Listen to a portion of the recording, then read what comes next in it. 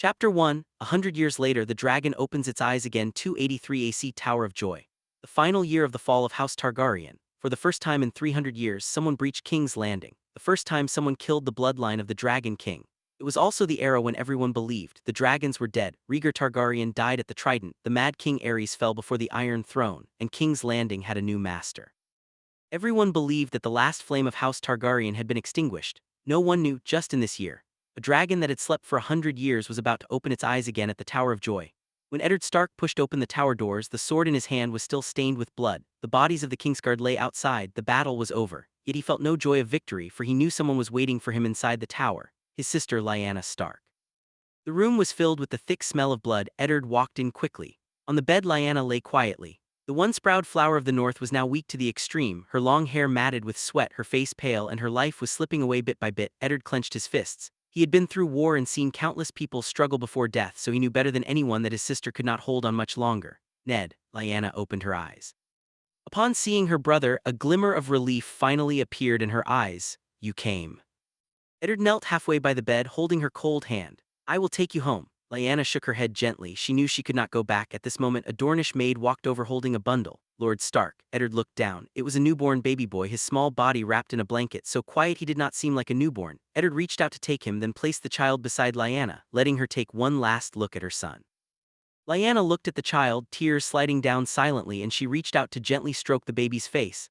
Promise me, protect them. Eddard was stunned for a moment. Then he looked down at the child in his arms. There was clearly only one baby in the room. Just as he was puzzled, crack, a crisp sound rang out. Eddard turned his head abruptly. The sound came from the fireplace. His hand instantly gripped the hilt of his sword. The flames were dancing violently as if something was waking up inside. The fire in the fireplace grew stronger. Eddard slowly drew his longsword, his gaze locked tightly on the burning light. He had been through countless battles, seen assassins hiding in shadows, and seen knights crawl out from piles of corpses. But the scene before him still exceeded his understanding, because it was not a human sound nor the struggling noise of a beast, but rather like some ancient life that had slept for too long, waking up within the flames. Second cracking sound rang out. The firewood in the fireplace burst open and hot sparks flew out. Subsequently a milky white oval object was revealed from the depths of the flames. Eddard's pupils constricted sharply. It was an egg. But its size and shape made him feel unfamiliar. The surface of the shell was covered in fine patterns, gleaming with a faint luster under the firelight, as if it were a relic left behind by some creature never before seen. An absurd thought emerged in his mind without warning. Impossible. Dragon. Eddard even felt he had gone mad. The dragons of House Targaryen had long since vanished. Those behemoths that once blotted out the sky of King's Landing and made the Seven Kingdoms tremble now existed only in ancient history books and the songs of bards. But at this very moment that unknown egg began to tremble gently. A fine crack slowly appeared on the surface of the shell. Eddard held his breath. As the crack continued to widen, a name forgotten by the world for 100 years gradually surfaced in his mind. Dragon 1, 2, more and more. Everyone in the room held their breath. The next moment, boom, the shell shattered and a small white figure crawled out from within. Her body was still weak, scales wetly pressed against her, and her limbs were even somewhat uncoordinated. She stumbled across the ashes, seeing this world for the first time. Then she raised her head, emitting a high-pitched childish hiss. Hiss. The maids in the room finally broke down. They screamed and fled as if being chased by some demon from ancient times. Eddard did not stop them. He did not even notice their departure, his gaze remaining fixed on that young creature. Only at this moment did he dare to believe his own judgment. The legendary dragon had truly returned. She was tiny, not even as big as the head of a warhorse. Yet Eddard still felt a sense of danger from her. It was a fear from the depths of his bloodline, like the people of the north facing direwolves, like mortals facing ancient power. The dragonette did not attack. She just looked at Eddard quietly, then she turned her head to look at the baby on the bed. In those amethyst-like eyes, a different emotion appeared for the first time, not wildness, not hunger, but a strange yet firm closeness. Eddard's hand gripping the sword slowly relaxed. He looked at this dragonette, then at his sister. Suddenly, he understood one thing. What Lyanna meant by them. It was not two children, it was this baby, and this dragon. The dragonette slowly approached the bed. Eddard did not stop her, but his hand was still gripping the sword. If any accident occurred, he would strike immediately. But the next second, a scene that Eddard would never be able to forget occurred. The baby slowly opened his eyes. Those gray eyes gazed quietly at the dragonette before him without crying, without fear. The dragonette lowered her head and gently touched his hand. The movement was careful and gentle, not at all like a creature possessing sharp claws and fangs. Eddard's hand gripping the sword slowly relaxed. He had seen wolves, seen eagles, seen countless warhorses tamed by men, but he had never seen any beast show such closeness to a newborn child. He did not know what all of this meant, but he knew that this dragon did not treat this child as prey. It seemed that from the moment she was born she had chosen to protect him. But he knew that this was by no means a relationship between an ordinary beast and its prey. Lyanna watched this scene, tears fell from her eyes again. She knew her child would not be lonely, at least. There was still this dragon to accompany him.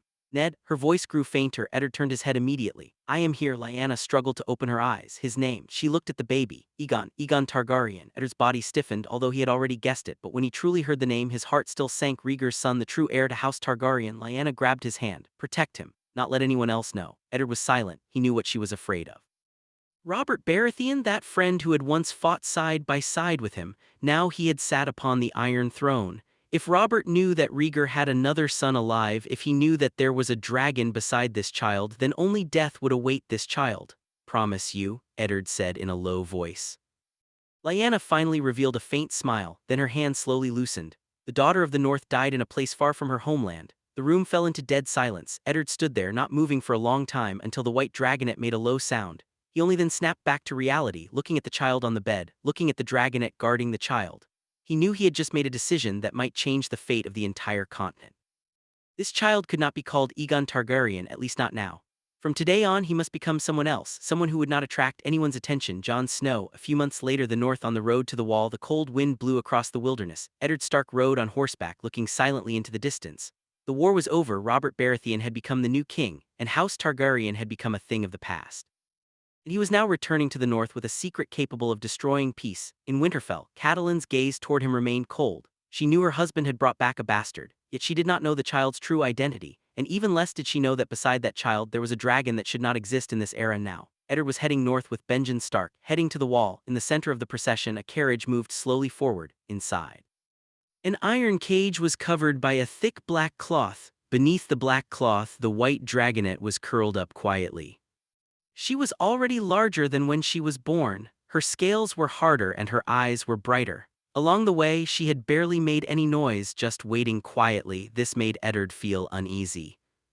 Because this dragon was too smart. She knew how to hide herself, knew when to be quiet. She even knew that she could not appear before the eyes of the world right now. Eddard looked back at the sleeping baby. Then he looked at the carriage carrying the dragonet. He did not know what would happen in the future, nor did he know what kind of changes his decision today would bring to the Seven Kingdoms. He only knew that he must protect them, protect this child, and also protect that dragon. Because on that day at the Tower of Joy, a prince who lost his identity had survived. A dragon that had disappeared for 100 years had returned to the world. A child flowing with the last bloodline of House Targaryen, a dragon forgotten by the world for 100 years.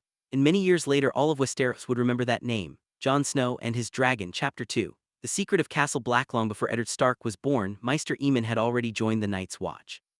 Few people knew that this old Maester, who had lived in Castle Black for years accompanied only by ancient books and ravens, was once of the noble House Targaryen. He possessed the right to inherit the Iron Throne, and many had once believed he would become the future king. But in the end he renounced his status as a prince and gave up the power that was within his reach. He donned the black, leaving his life to this cold wall. Decades of wind and snow buried his past. Today the southern nobility has long since forgotten the name Prince Aemon. If there was still one person in this world who truly understood the Targaryen and what dragons meant to that ancient bloodline, that person must be Maester Aemon. This was also the reason why he braved the blizzard and crossed half of the north to come to Castle Black. Castle Black, Maester's tower. The fire in the hearth burned slowly. The dry wood occasionally crackled, and the room was filled with the scent of pine resin, herbs, and old books, but none of this could dispel the heavy sense of oppression in the air. The Lord Commander of the Night's Watch, Old Bear Jeor Mormont, stood by the door. Just a short while ago Eddard Stark had personally requested that the entire tower be locked down.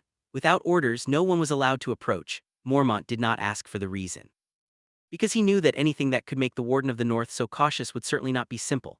Maester Aemon sat by the hearth. The old man was draped in a heavy black bearskin cloak. Although his eyes had long lost their sight, his senses remained sharp. When Eddard walked into the room, he turned his head accurately. Aemon's voice was raspy. Smell of blood on you is heavier than the wind and snow of the wall. Has the war in the south ended? It has ended, Maester Aemon. Eddard stood before the hearth and unfastened his snow-covered cloak. His face was pale. Not because of the cold, but because of what he had to say next. Rhaegar Targaryen died at the Trident. Chest was shattered by the warhammer of Robert Baratheon. Mad King Aerys died before the Iron Throne. Robert has become the new king of the Seven Kingdoms. The room fell into a dead silence. Jeor Mormont instinctively looked at the old man beside him. Aemon did not speak, his body merely trembling slightly. Those eyes, no longer bright, slowly closed. He had long guessed that House Targaryen would eventually meet its end, but when he truly heard the news, the grief in his blood could still not be suppressed. Then, Aemon asked in a low voice, "What about Princess Aelia and her children?" Eddard was silent for a moment. "They are all dead. Tywin Lannister's men breached the Red Keep. They left no survivors." Aemon's aged fingers slowly tightened. "Children should not have to pay with their lives for the wars of adults." "This is not just Ned." Eddard lowered his head, for he was powerless to refute it. "Queen Rhaella took Prince Viserys and fled to Dragonstone. The Targaryens still have an open bloodline on the other side of the narrow sea."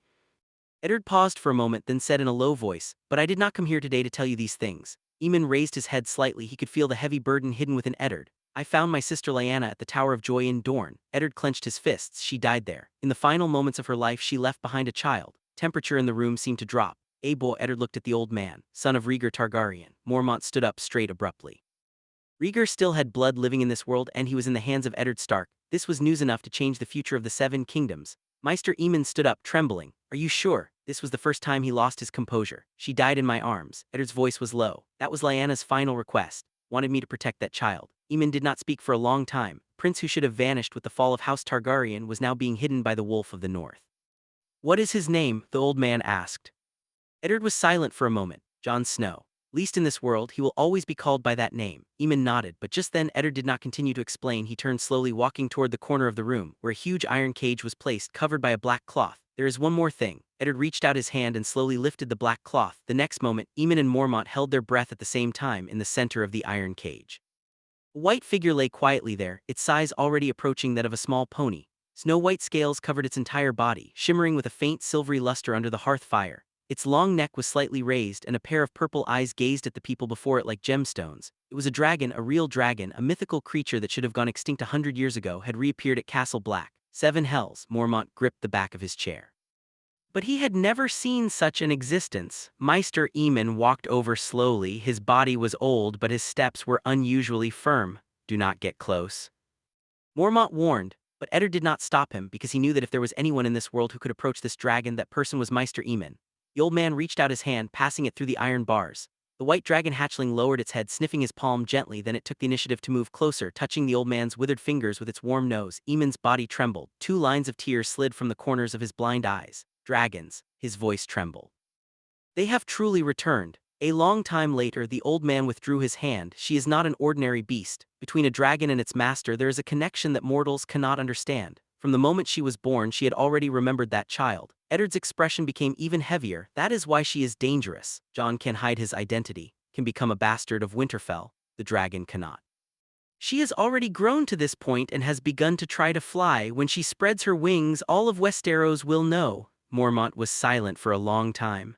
"So she cannot remain in a place with many people. She must be sent away." Aemon nodded. "That is correct. We cannot wait." Eddard frowned, but beyond the wall, Aemon turned toward the window. "It is dangerous there. There are no kings there, no nobles, and no one hunting her for a crown. Importantly," the old man paused for a moment, "wall itself possesses ancient magic. Perhaps it can mask her presence, least so that she will not be easily discovered." Eddard was silent. No one truly understands the power of the wall. No one knows what will happen if a dragon enters the land of always winter. The room was quiet again. There was only the sound of scales rubbing against the iron cage as the dragon hatchling moved gently. Eddard walked to the window, looking at the endless darkness and wind and snow beyond the wall. A long time later, Eddard slowly clenched his fists. What he had brought back to the north was not just a child who had lost his surname, but also a secret capable of changing the entire world, and in a future known to no one. This dragon, which had been sleeping for 100 years, would eventually stir up a storm belonging to the Targaryen once again, amidst ice and fire. Chapter 3: Benjen Stark's decision. The young dragon returns to the long night. "I have come to Castle Black to join the Night's Watch," Benjen Stark said. The room fell silent for a moment. Eddard turned to look at his brother. They had already discussed this decision on the way here. Benjen Stark's face was hidden between the firelight and the shadows. Ever since he learned what happened at the Tower of Joy, he had spoken very little. Lyanna's death weighed on him like a giant boulder. He did not know if he could have changed the outcome, but whenever he thought of his sister dying at the Tower of Joy, he would wonder if he had also pushed toward that tragedy. Of course, he knew these thoughts were meaningless, but guilt was never a rational thing. It always crept out in the dead of night. "I will serve as a ranger. As for this dragon, I will watch over her as best as I can, no matter where we put her." Mormont spoke up then. "She cannot be too close to the wall. I have thought of a few places where she can inhabit that are far from human tracks. The journey is long and not safe, so we need to set off early." The old bear said in a deep voice, "This is of great importance. I do not trust leaving it to others. I must confirm she is properly settled with my own eyes." Eamon nodded gently, his voice raspy. "She is not yet truly matured. Beyond the wall will not be merciful just because she is a dragon." Eddard said then, "This is the best arrangement we can manage. We cannot hide her and her master is still an infant. It is impossible for him to control her." Eamon did not speak again. He simply looked up and gazed quietly at Eddard. Those violet eyes shimmered slightly under the hearth fire as if they were a color from long ago, like the last ember of the Targaryen royal bloodline that had not yet been extinguished. "Fate of House Targaryen and Westeros may perhaps rest in your hands, Lord Stark," the old man said softly. Eddard's expression was solemn. Eamon then let his gaze fall on the young dragon in the cage, then slowly moved it back to Eddard's face. "Support all of your decisions." Room fell back into silence. The young dragon in the cage curled into a ball, her snow-white scales rising and falling slightly with her breath. She seemed to sense everyone's gaze, lifted her head to look at Eamon once, then coiled her body back up. Eamon watched her, his eyes somewhat dazed. The last time a dragon appeared in Westeros was over a century ago. At that time the dynasty was still filled with raging fire and glory. The shadows of dragons swept over the Red Keep in King's Landing, and the name Targaryen was enough to make the entire continent bow. He had guarded the wall his whole life and had heard stories about dragons all his life. He had thought that in his lifetime he would never again see the creatures of legend. But now the dynasty had fallen and the family bloodline was almost extinct. Yet right here in Castle Black, in this place forgot by the world, a young dragon had appeared. Eddard Stark remained silent for a long time and finally he just lowered his head. The next morning, Benjen Stark and Mormont left the wall. The sky was terribly overcast, with thick clouds pressing down overhead. Snowstorms filled the sky and as far as the eye could see, the world between heaven and earth was nothing but white. The two rode north deep into the icy wilderness where no one set foot. The young dragon in the cage was secured to the horse's back and she was surprisingly quiet the whole way. On the third night they spotted a wildling camp from afar. The bonfire flickered in the darkness. Mormont just took one look, then he and Benjen Stark circled around it, not looking for trouble. On the fifth day they encountered a blizzard. The gale whipped up the snow, making it almost impossible to open one's eyes. The warhorses could barely move, so the two had to hide in a narrow rock crevice to shelter from the wind. That night was terrifyingly cold. The white breath they exhaled would instantly freeze into frost. Mormont wrapped his cloak tight, but he was still shivering from the cold.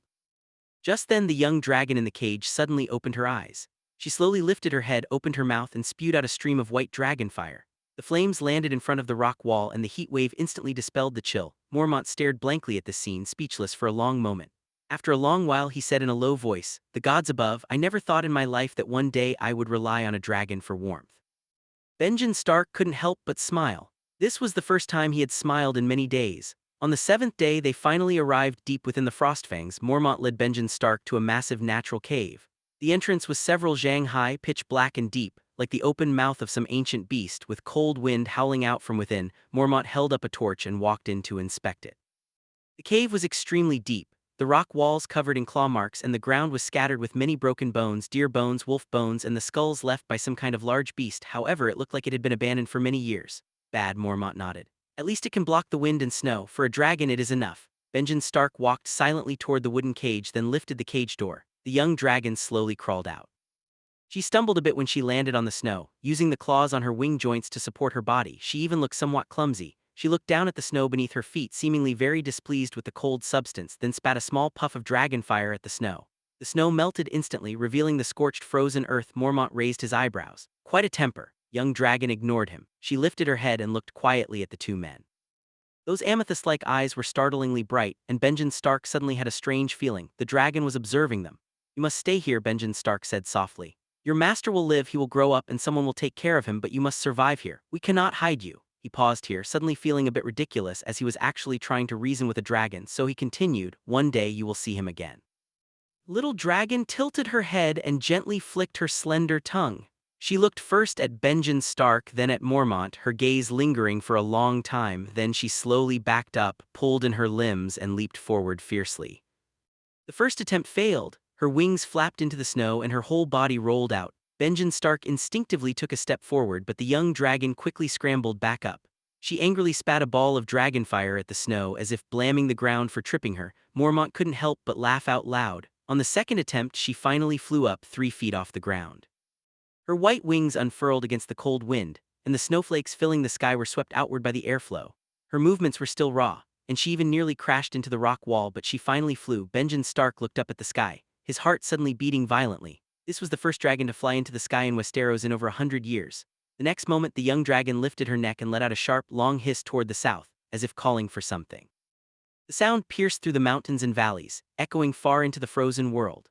The white figure went higher and higher, further and further, until it finally disappeared into the snow-filled sky. After leaving enough food for the dragon to eat for a while, Benjen Stark stood there for a long time, the cold wind blowing his black cloak, making it flap loudly in a bedroom at Winterfell. The previously unfocused gaze of an infant suddenly sharpened.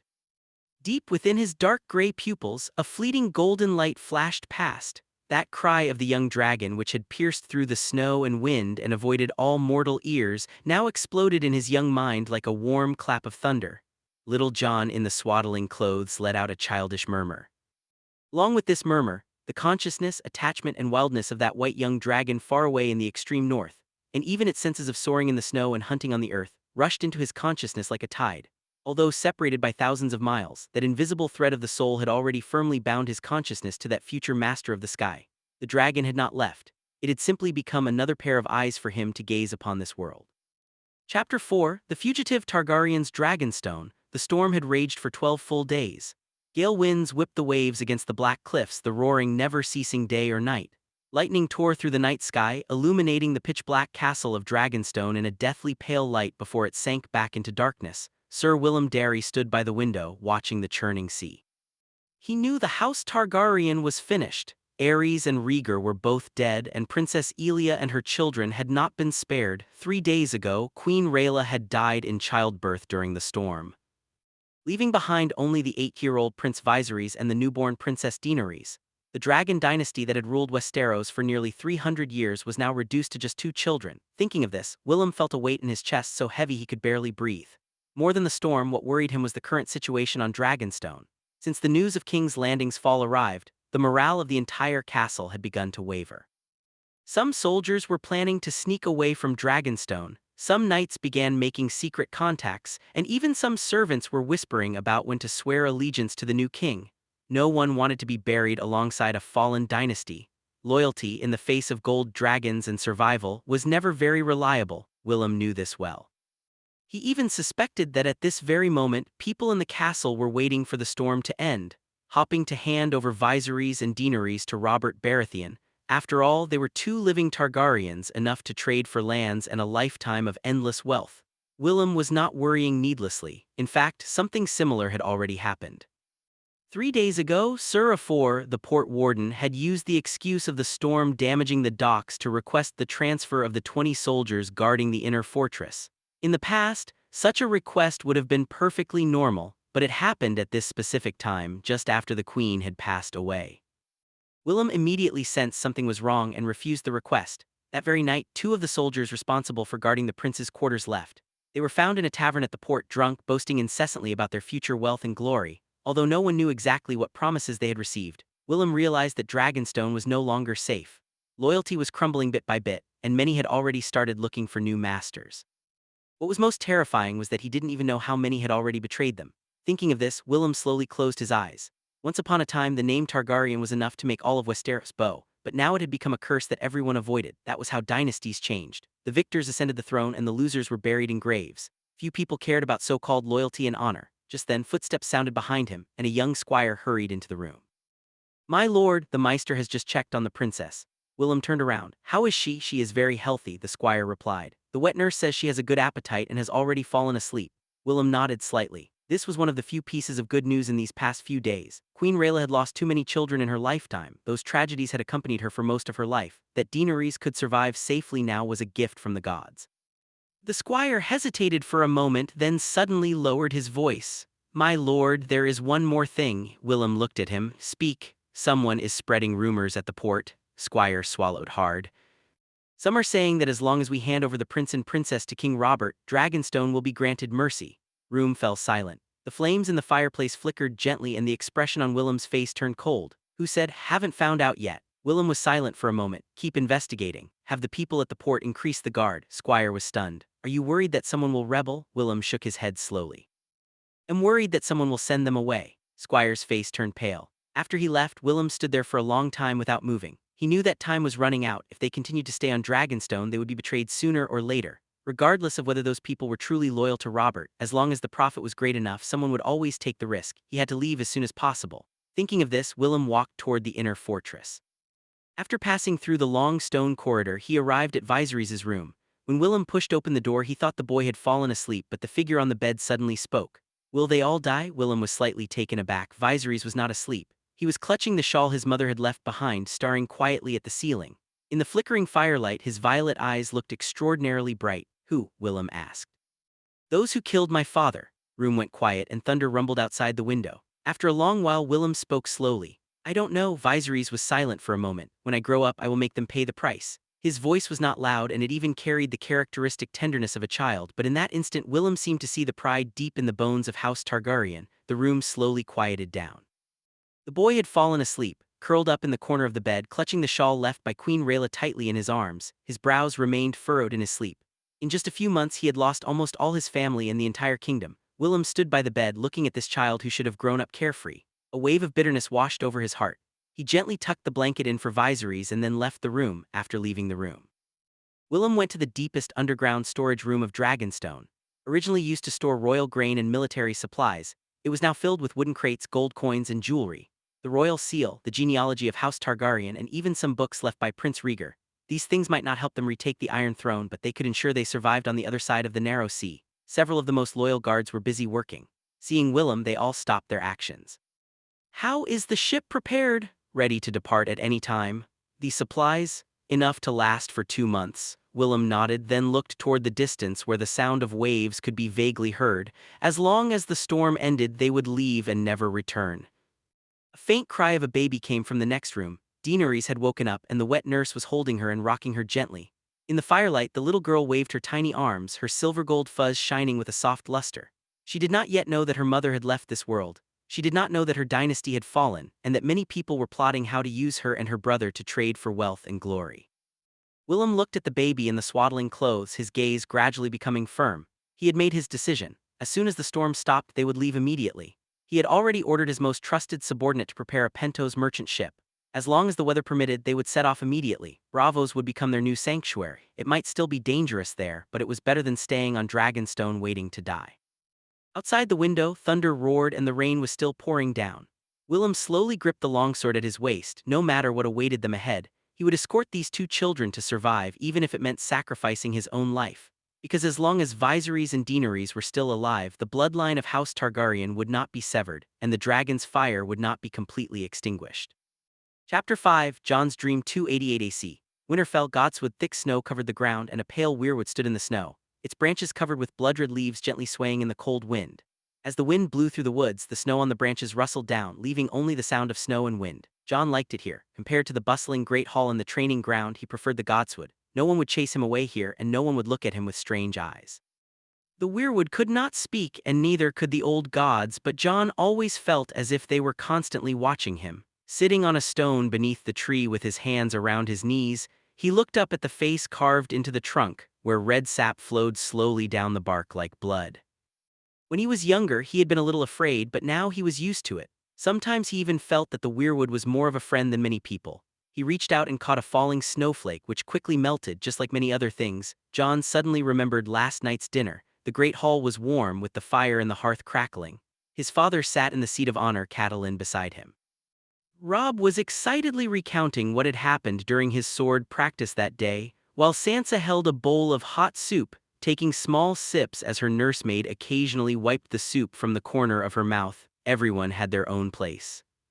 Only Jon occasionally felt like an outsider who had barged in. He knew his father loved him, and Robb treated him as a true brother, but there were some things they could not change, such as his status and Lady Catelyn's attitude.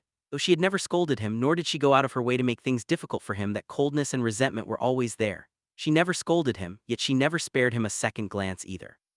When they met face to face in the corridors, her gaze would always pass straight over his shoulder, landing on the empty air behind him as if he were just an extra stone in the Godswood. Jon did not know what he had done wrong. Later he gradually understood that some things had nothing to do with right or wrong. Thus he learned to be silent and to avoid appearing before Lady Catelyn as much as possible. It was better for everyone that way. Just then, a familiar shout suddenly came from the distance. "Jon!" He turned his head. Robb was running toward him through the snow, his face flushed red from the cold, his thick fur cloak swinging with his movements, holding 2 wooden swords in his hands. "I knew you'd be here." Even before he reached Jon, Robb was already grinning. Meister Lewin said you disappeared early this morning. I figured you must have hidden in the godswood again. He handed one of the wooden swords to Jon, his face full of eager anticipation. Come on, let's practice for a bit. Jon took the wooden sword and glanced at him. Didn't father tell us to rest today? That's what father replied confidently, and I thought about it for a long time last night. I've found a way to beat you. Jon couldn't help but smile. You say that every time. This time is different, Robb said, slightly indignant as he gripped the wooden sword and swung it twice. If I hadn't slipped on the snow yesterday, I definitely would have one. That's so, of course. Seeing Robb's serious expression, Jon's smile widened. The chill in the godswood seemed to fade slightly. Sometimes he felt that he was actually quite lucky. At least he had his father and Robb. At this thought, Jon stood up and brushed the snow off his cloak. Let's give it a try then. Don't make excuses when you lose this time. It's not decided who will lose yet. Robb excitedly raised his wooden sword. The dull thuds of the wooden swords clashing mingled with their laughter, shaking snow from the branches.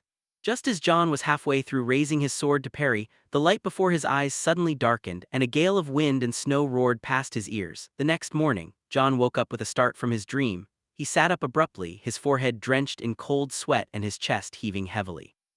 Dawn had just broken outside, and the snowy light filtered through the cracks in the window, casting a pale glow on the floor. He had dreamed of those things again. Over the past 2 years, such dreams would occur from time to time, sometimes separated by a dozen days, and sometimes he wouldn't dream of them again for more than a month. Yet, just as he was about to forget, those strange and realistic images would reappear in his sleep. Sometimes it was a vast, endless blizzard. There he could always see a wall of ice so high its top was lost to sight, with men dressed in black standing atop it, while beyond the wall, wind and snow blotted out the heavens and the earth. Countless eerie blue points of light slowly lit up in the darkness, like will-o'-the-wisps in a cold night or like something waking up. At first there were only a few scattered spots, but they quickly joined together, densely covering the snowy plains. Pale figures emerged from the wind and snow. They wore tattered leather armor and rusted chainmail. Some were missing arms, while others had half of their faces already rotted away, yet they still advanced with stiff steps. Thousands of wights gathered into a tidal wave, slowly approaching the wall, while behind the white army several figures riding pale horses stood silently. Their eyes also gleamed with a cold blue light, and the wind and snow swirled around them as if the entire winter was obeying their will. Beholding those eerie blue eyes deep within the blizzard, a massive white figure lay crouched in the depths of the icy plains. Whenever he woke, those images would quickly blur, but recently a change had begun in his dreams. A girl had appeared with silver gold hair and purple eyes. He had first seen her last winter, standing at the end of the wind and snow, as blurry as a shadow. It was a long time before Jon dreamed of her a second time, and with each dream the distance between them seemed to shrink. Last night was already the 5th time, and he finally saw her face clearly. She was of a similar age to him, her silver hair blown by the wind and snow, her purple eyes quietly gazing at him. In the dream, both of them just stood there, neither of them speaking. Jon did not know who she was. Why did she appear in his dreams, and why did she get closer to him with each appearance? There were no answers to these questions, but the more it was so, the more Jon could not help but think about it. And before each dream ended, the girl would gently wave to him, as if bidding him farewell. He got out of bed, dressed, and walked to the window to look outside. Jon looked toward the distant godswood, but those purple eyes remained etched in his mind. A girl born of fire, a boy raised in ice and snow. They had never met, yet they were already bound by destiny. She was the last blood of the dragon, he was the hidden prince, and between them there was also a sleeping white dragon. Chapter 6. Jon and Daenerys had that dream again. The snowy plain was still pale, devoid of any color between heaven and earth, save for the hem of her yellow dress which stood out starkly in the silent white world. The snow beneath her feet reached her ankles, yet she did not feel cold at all. The boy was still standing not far away. Their eyes met through the wind and snow, neither showing any surprise. She had few friends of her own age. Her brother was wary of everything outside and kept her from contacting strangers. Sir Willem Darry had been wandering with her and her brother. Whenever she had just memorized a street or a window, her brother would tell her to beware of people with ulterior motives. Every time they moved, she would carefully wrap that cracked cup and cushion it among her clothes. It was the only thing her mother had left behind. She instinctively took 2 steps forward, and the boy seemed to want to draw closer too, but there was always a distance between them, as if something invisible was gently holding them back. Daenerys opened her mouth, wanting to ask who he was. As soon as the sound left her mouth, it was scattered by the cold wind, not a single word carrying across. The boy frowned, clearly encountering the same problem. Just then a low rumble echoed from the distance. The two turned their heads almost at the same time. At the end of the snowy plain, that pitch-black cave still stood there like an open maw, dark and bottomless. Rumble, the next moment a pair of giant eyes slowly opened. They were violet, bright, cold, and carried an indescribable majesty. The moment those eyes appeared, the sound of the wind weakened and the snow slowed down. Daenerys stared blankly, her chest suddenly pounding. She didn't know why, but she didn't feel afraid. Instead, it felt somewhat familiar, as if she was meant to know those eyes. The figure in the darkness moved slowly, and the snow in front of the cave entrance was pushed aside bit by bit. But every time, just as the creature was about to step out of the cave, the dream would end. This time was no exception. The wind and snow began to collapse and the sky cracked with countless fissures. Daenerys instinctively reached out, and the boy in the distance did the same. Their movements were almost identical, yet they were still separated by that unbridgeable distance. Then everything dissolved into darkness. Daenerys suddenly opened her eyes, her chest heaving rapidly. The sound of waves crashing against the pier came from outside the window. She lay in bed, staring at the wooden beams above, lost in thought for a long time. That dream was becoming more and more real, too real to be just a dream. On the other bed beside her, Viserys was still sleeping, his brow furrowed even in his sleep. Daenerys quietly got out of bed and walked to the window. The sky was just beginning to pale. A few merchant ships were docked at the edge of the pier and seagulls circled among the masts. She didn't know who the boy was or why he appeared in her dreams. She felt her thoughts were a bit absurd. A dream was just a dream after all. How could another person truly share the exact same dream with her? She woke her brother and they walked to the dining room together. The room was filled with the aroma of bread and oatmeal soup. Viserys sat at the table, sipping his soup while flipping through an old book about the history of House Targaryen. "Perhaps it's a dragon dream," said after listening to his sister's description of her dream. "A dragon dream? I read about it in a book. Some members of House Targaryen have prophetic dreams. It's not necessarily just dragons in the dream, other things can appear too." Set down his spoon, trying his best to put on an air of great erudition. "You know of Daeron the Drunken, a Targaryen prince from long ago who was said to be able to dream of the future. Many things that happened later turned out exactly like his dreams." Listened intently. She didn't know if these stories were true or false, but she loved listening to her brother tell the history of their house, as it was one of the few treasures they had left.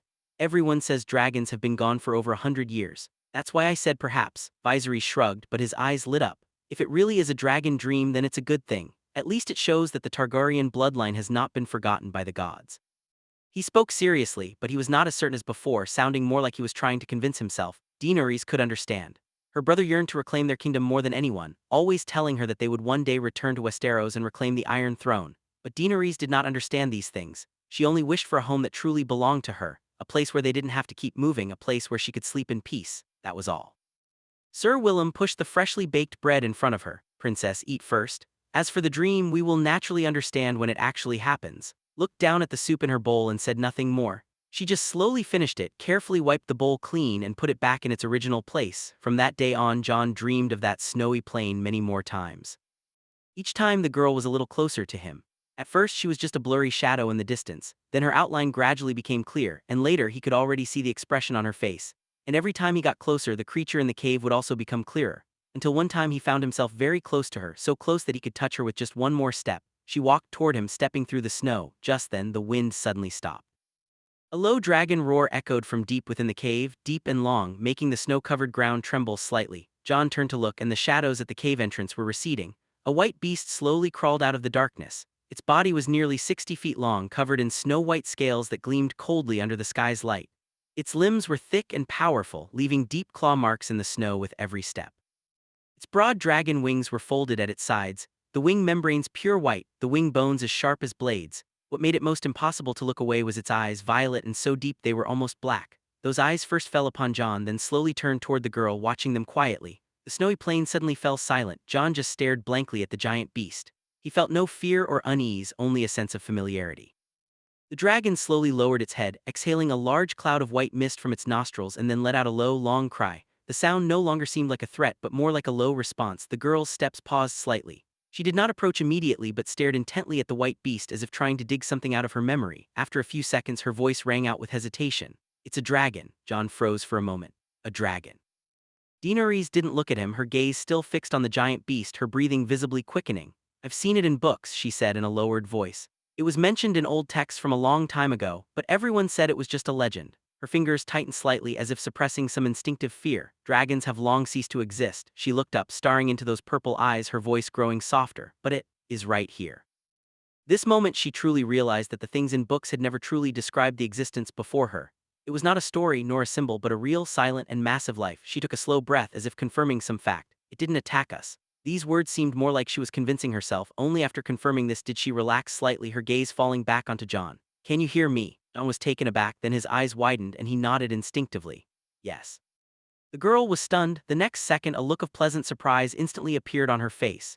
"You can really hear me?" Yes, Jon couldn't help but laugh too. The two looked at each other across the snow, suddenly not knowing what to say. They had clearly seen each other so many times in their dreams, yet when they could finally speak, they suddenly became nervous. In the end, it was the girl who spoke first.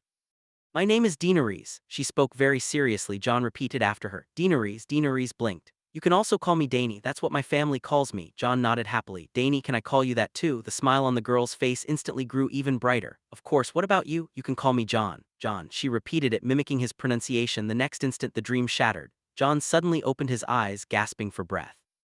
Winterfell was still immersed in the dark of night, the cold wind battering the stone walls.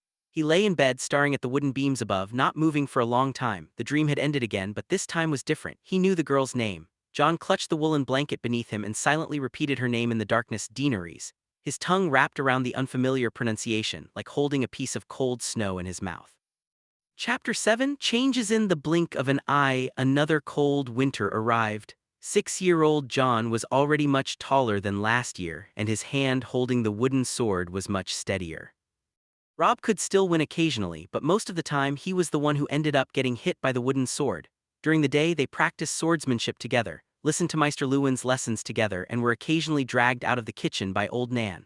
At night Jon would always look forward to that dream. Half a year ago Sir Willem left Pentos with Dany and her brother and moved to Bravos.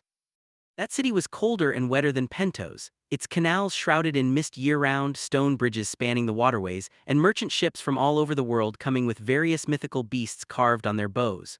Although life was hard, they could barely scrape by. Dany said that once she followed Sir Willem to the docks and saw a ship with a fierce kraken painted on its sails.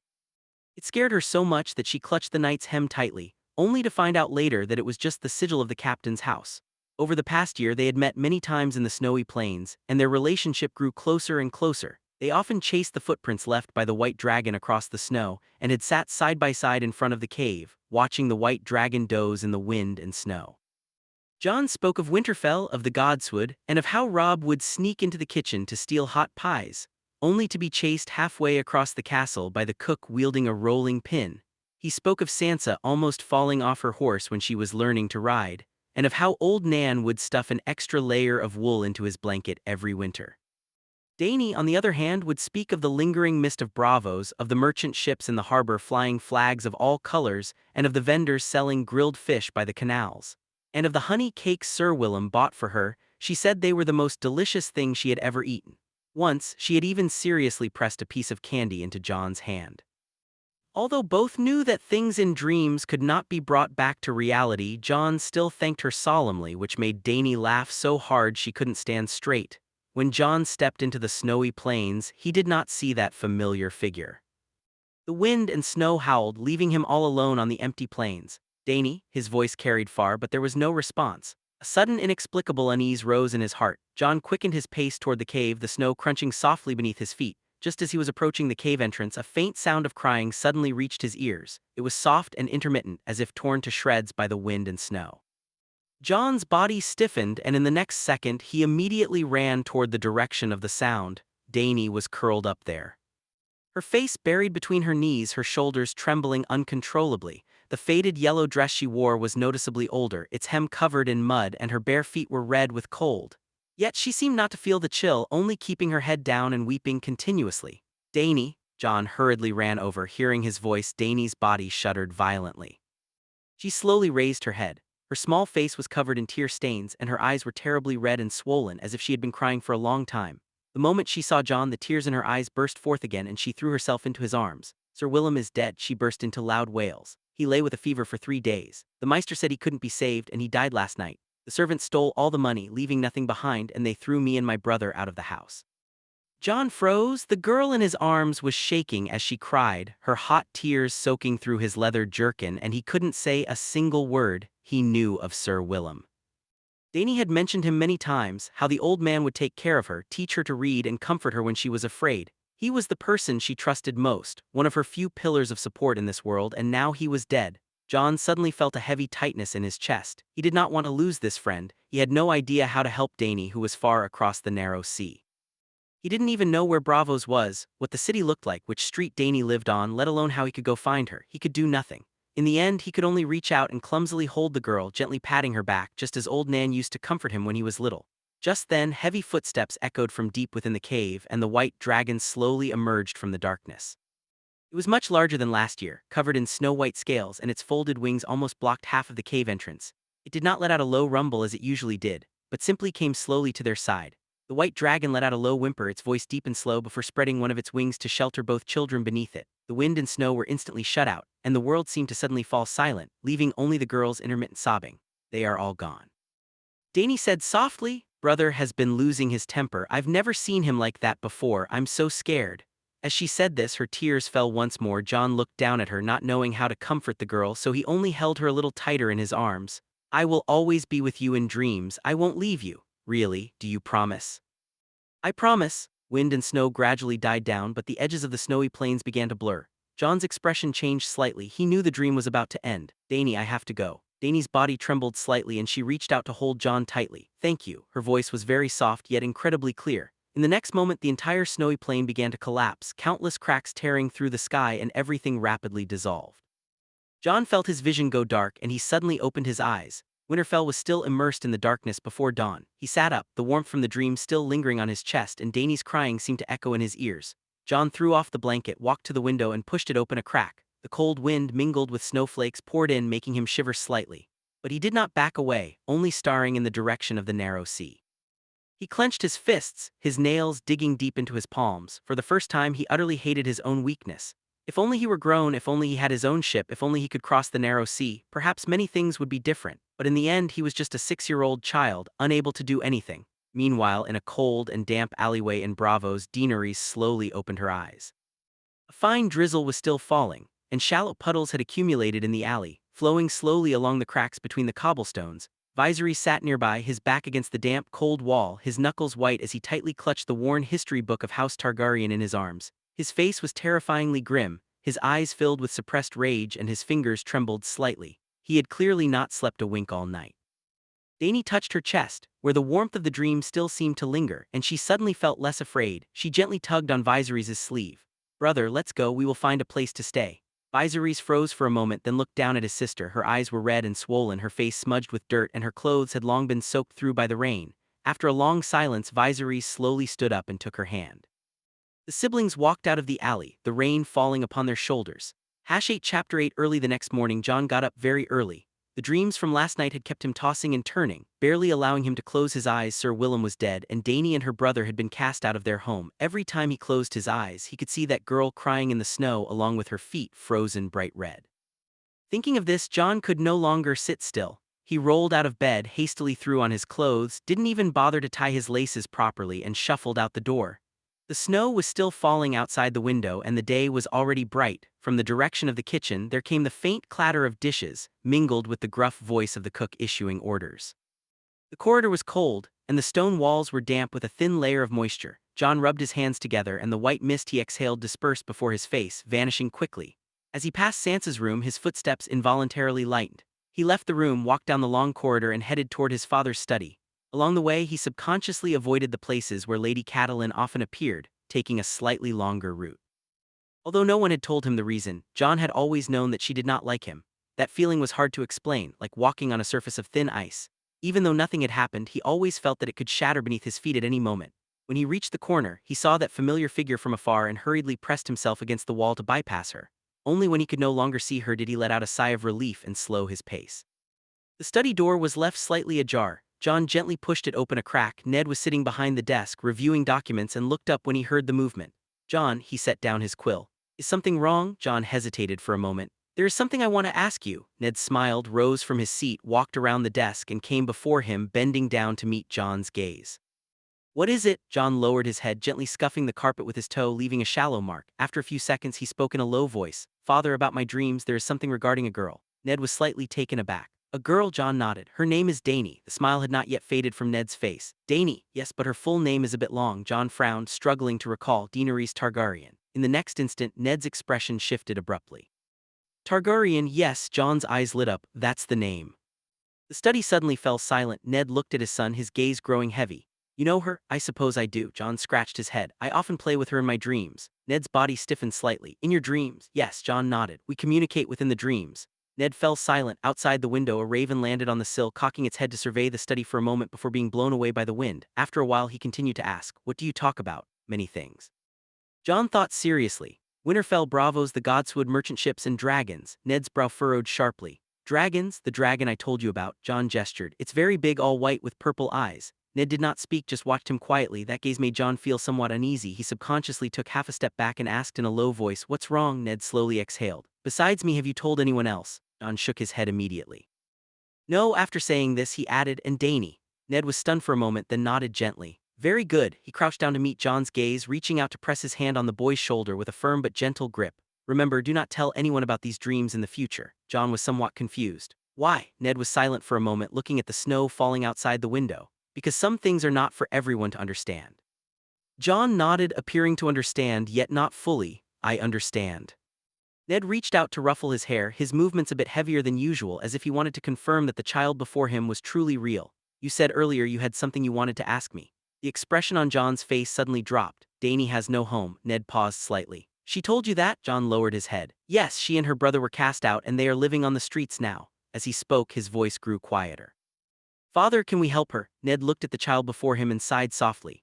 "Right now." Jon looked up, the light in his eyes clearly dimming. "Why?" "Because we do not know where she is and the other continent is too far away from here," Ned said softly. "And we do not know where to look for her." Jon fell silent, head hung low, his fingers unconsciously tugging at the corner of his tunic. Watching his despondent appearance, Ned suddenly felt a tightness in his chest.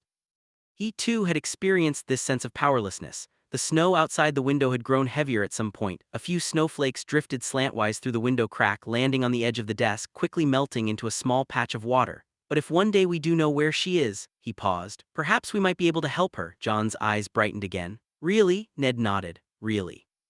Study fell silent once more. The wind outside the window blew past the tower, emitting a low, mournful wail. Ned looked at the child before him, but his gaze was somewhat dazed. Deaneries, dragons, dreams, and Jon. These things that should not have appeared together were now eerily linked. For some reason, he suddenly thought of the Tower of Joy from many years ago, thought of the one who had already died, and remembered how short yet how long that summer had been. He remembered the promise he had made with his own hand beneath that tower, a promise that still weighed on his heart to this day, one he had never spoken of to anyone. Ned slowly closed his eyes, and when he opened them again, all emotion had vanished. "Go on." He gently patted Jon's shoulder.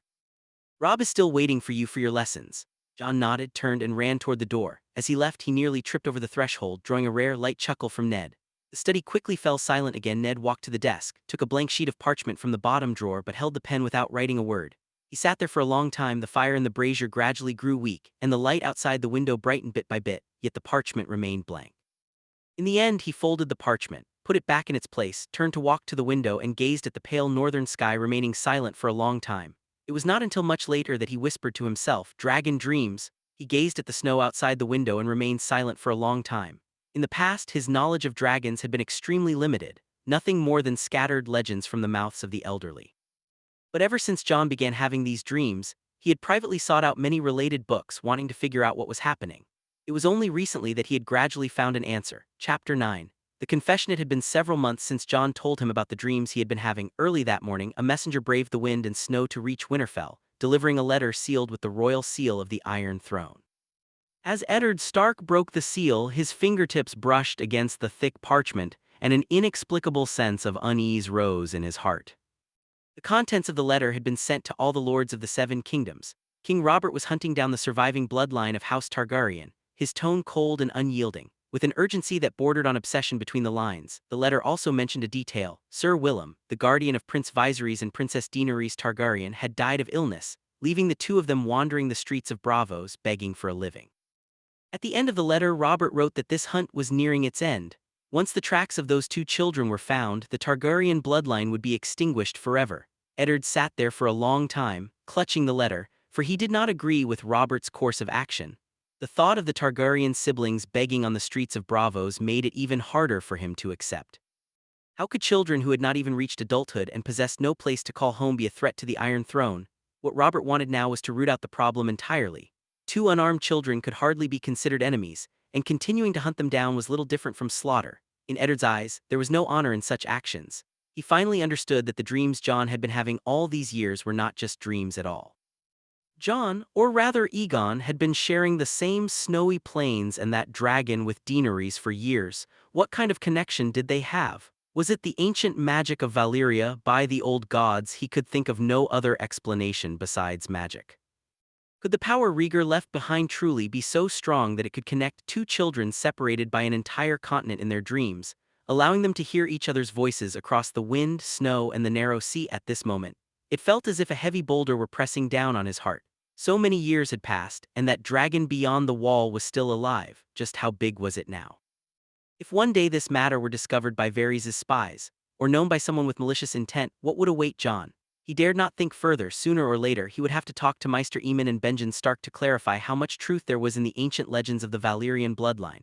But for now he had to face a more pressing matter, this secret which he had carried alone for too long, for so long that it was nearly crushing him. "Are you looking for me, Ned?" Eddard snapped back to reality and looked up at the doorway. Catelyn was standing there, holding her unfinished needlework, her eyes filled with curiosity. Her husband rarely seemed so distracted that he hadn't even noticed the sound of her footsteps as she entered. He had to bring this to an end. Over the years, Catelyn had never liked Jon because she always assumed he was her husband's illegitimate child. Eddard had never defended himself, precisely to let this rumor spread further and last longer, long enough for it to become an insignificant old story that no one would think twice about, and no one would question who the child's true mother was. Only in this way could he better protect Jon. The situation in Westeros was a little more stable than before, and he could finally consider entrusting the biggest secret of House Stark to his wife. More importantly, he hoped Jon could feel some maternal love, even if it was just a little bit in private and unspoken, which would still be better than what the child had never possessed all these years. "Close the door, Catelyn," he said in a low voice with a hint of relief he himself hadn't noticed. Catelyn did as he asked, set her needlework on the corner of the table and sat down at the desk, her expression filled with a trace of unease. Eddard walked around the table to her and took her hands in his. Her hands were cold and trembling slightly. She had likely guessed that something unusual was afoot. "Catelyn, there is a secret I have kept for many years and now it is time to tell you," she frowned. "What secret?" "It is about Jon's parentage." A trace of disgust appeared on Catelyn's face almost as an instinctive reaction. "That bastard, my dear, Jon is not my son," Eddard said softly, enunciating every word as if he were unloading a heavy burden he had carried on his shoulders for many years. Catelyn stared at him intently, her brow furrowing even tighter. "But you have always told everyone that he was. Protect him, and to keep a promise I made." Her eyes widened as she gazed at her husband's face, seemingly trying to find any sign of a lie, but she found nothing. Eddard looked down at their clasped hands and continued, "I need you to swear to me, swear by everything you hold dear, that you will never tell anyone what I am about to say, not even our family." Catelyn gazed at his face, silent for a long time. Outside the window, the snow had begun to fall more heavily, battering against the window panes. She nodded slowly. "I swear." Eddard lowered his head as if deliberating how to begin, or perhaps giving himself one last moment of hesitation. The wind outside blew past the tower, emitting a faint whimper, and the flames in the charcoal brazier flickered gently. "Lyanna did not die of a fever, she died in childbirth." The study was silent, save for the occasional soft crackle from the brazier and the sound of the snow growing thicker outside. Catelyn's voice was sharp, trembling. "Who was his father?" "She secretly married Rhaegar Targaryen." Eddard's voice was low yet clear. "When the child was born, Lyanna named him Aegon Targaryen." By the seven, Ned, upon hearing that Lyanna died in childbirth, she first gasped in shock and held her breath. Upon hearing the name Rhaegar Targaryen, her body instantly tensed. The memories of Robert's rebellion and the deaths of her family were ingrained in her very bones. Upon hearing Aegon Targaryen, she was completely incredulous. Finally, when she heard "and there is a dragon," her shock reached its peak and she was left utterly speechless. Catelyn's voice rose sharply and she stood up abruptly from her seat. Then, as if remembering something, she sat back down. "You promise me," he pleaded in a low voice, his tone weary to the point of desperation. "I will not tell anyone." Catelyn quickly calmed down, reached out to cup his face and forced him to look at her. Eddard could see the fear and disbelief welling up in her eyes. Those emotions came so quickly that they were almost overflowing. "But Ned, that child is of House Targaryen." Eddard swallowed with difficulty, his voice barely audible. "He also has a dragon that was born the same year as him." Catelyn was momentarily speechless, simply staring at her husband. The shock in her eyes unfolded layer by layer, as if she were tearing down and rebuilding all the questions and misunderstandings of these past years in this single instant. She opened her mouth but could not say a single word. Eddard took a deep breath, locking the snowy light outside into his gaze, and began bit by bit to tell her everything else. The snow fell heavier and heavier, wrapping the black stone walls of Winterfell tightly. Chapter 10, The Truth. 295 AC, Winterfell. Jon did not understand why his father wanted to take him to the wall instead of Robb. He guessed it was because he was a bastard, and perhaps his father hoped he would join the Night's Watch. But Lady Catelyn told him that was not the case. She just would not explain the detailed reason, only saying he was going to meet a relative he had never met before and would stay there for a while. In recent years, Lady Catelyn had treated him with increasing kindness. Since he was 7, the coldness that had once defined her demeanor gradually faded, and she no longer swept her gaze over him with that look of disgust. This made Jon very happy. He had finally found a bit of true warmth of a home, though he still did not understand what had caused this change. The road to the wall was long. The cavalcade traveled north across the snowfields, and the chill grew heavier. During the journey, his father spoke very little, only occasionally glancing back at him with a complexity in his eyes that Jon could not describe, as if he were looking at something he both cherished and feared to lose. By the time they reached Castle Black, the sky had already darkened. Lord Commander Mormont, burly and smiling, came out to greet them. He spoke a few words to his father in a low voice, let his gaze rest on Jon for a moment, and then had someone lead them to the Maester's quarters. It was a small room piled high with scrolls, with a brazier burning brightly. An old man with white hair sat at the table. Hearing the commotion, he slowly turned his head. His eyes were somewhat unfocused, as if he could not see very clearly, needing to squint to barely make out the outlines of the visitors. Jon was a little uneasy at first, until he saw those eyes clearly. The iris color was a very distinct purple, identical to someone he had seen in his dreams. His heart trembled inexplicably, though he could not say why. This is Maester Aemon. His father spoke, his voice lower than usual. I brought you here this time because I wanted him to see you. The old man squinted slightly, looked toward them, and smiled. His voice was raspy but gentle. Lord Stark has not been to Castle Black for a long time. He reached out a hand to Jon. Jon hesitated for a moment, then took it. The old man's hand was somewhat withered, but when it touched his fingertips, it paused slightly and then gripped his palm tightly. Young man, is your name Jon? The old man asked. Yes, Maester. The old man nodded and did not ask further, instead turning to his father, his tone carrying a sense of inquiry. Lord Stark bringing him here today is for... His father did not answer immediately. He sat down beside Jon, silent for a long time, his fingers unconsciously rubbing the edge of the table as if doing something he had long decided upon but found difficult to speak of. Maester Aemon. He finally spoke the words. I think I should tell him about that matter. The old man did not speak, only lowered his head slightly as if in tacit agreement. His father turned to Jon and took a deep breath. Jon, there is something I have kept from you for many years. Jon turned to look at him, a sudden bad premonition in his heart. You are not my son. His father's voice was very soft, yet exceptionally clear. Your mother was my sister, Lyanna Stark. The room fell silent, with only the occasional soft pop of the charcoal fire. Prince Rhaegar Targaryen secretly married Lyanna. The day you were born, she named you. He paused, then continued, Aegon Targaryen. Jon opened his mouth, unable to say a word, staring at his father in disbelief, his mind a chaotic mess. He wanted to ask something but found his throat blocked, unable to speak.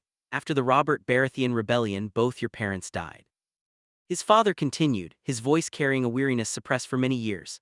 I brought you back to Winterfell and told the world you were my bastard. I promised Lyanna I would protect you to let you live safely.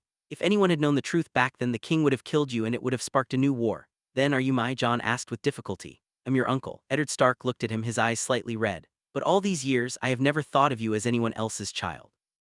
Jon remained silent for a long time. He turned to look at Maester Aemon, wanting to find something on the old man's face to confirm that none of this was a dream. The old man squinted slightly, gazing at his blurry figure, and said softly, I once suspected it, now I am certain. There were no more words, but this one sentence made Jon believe the truth of this matter more than any long-winded explanation.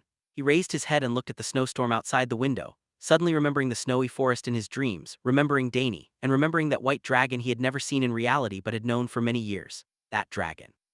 He suddenly asked, is she real too? His father nodded. She was born on the same day as you. When your mother gave birth to you, a dragon egg hatched in the flames. I do not know how that happened, only that there is a connection between her and you that I cannot describe. Where is she? His father said. Beyond the wall. For all these years, Benjen Stark has been watching over her in secret. She could not stay in Winterfell. It was not safe here. Jon clenched his fists, and somewhere in his heart he suddenly became very determined. I want to see her. That night he dreamed of Dany again. The wind and snow were the same as always, but he caught sight of that familiar figure at a glance. Dany ran over and hugged him. Over the years, the number of times they could dream of each other had become fewer and fewer, and each time they reunited, this hug had become a habit, not requiring anyone to speak first. I missed you, she said softly. I missed you too. Jon's voice came muffled from over her shoulder. They let go of each other. Jon looked toward the cave. The dragon had not yet appeared, but he could hear rustling sounds coming from deep within the cave. I am going to see her soon, Jon said. Dany blinked. Who? The dragon. Dany, I have something to tell you. I am not a bastard. What do you mean, my real name? He licked his lips as if gathering courage. Is Aegon Targaryen? Dany froze, her purple eyes blinking. Aegon Targaryen, she repeated the name, not immediately reacting to what it meant. I am Rhaegar's son. Jon looked at her, his voice very soft. After Robert Baratheon's rebellion, my uncle hid me away. To protect me, he claimed to the world that I was his bastard. Dany stood stunned, taking a long while to slowly digest the meaning of those words. She and Viserys were not the only Targaryens left in the world. Someone else was alive. Someone else with blood connected to hers who had been accompanying her in her dreams for so many years. Tears welled up unknowingly. Seeing her cry, Jon panicked. What's wrong? Are you not happy? No, Dany hugged him again. So hard she almost knocked him over. I am happy, happier than you can imagine. Jon, or rather Aegon, held her back until the dragon let out a low rumble and both of them raised their heads at the same time. The white dragon's head and neck emerged from the cave, a pair of sharp eyes staring at them. Jon let go of Dany and took a few steps closer. The giant beast lowered its head to examine him. I will come to see you soon, he whispered. Its amethyst-like eyes flashed and the dragon snorted as if in response. The dream faded. When Dany opened her eyes, tears still hung at the corners of her eyes, but her face held an irrepressible smile. Jon, Aegon, she did not intend to tell Viserys about this. Her brother had long grown tired of the dragon dreams she told him about, always saying it was nothing more than her wild imagination. Jon also woke from the dream, lying in that strange and cold room at Castle Black, staring at the wall outside the window, not moving for a long time. Tomorrow he would set out to go beyond the wall to see the dragon that belonged to him.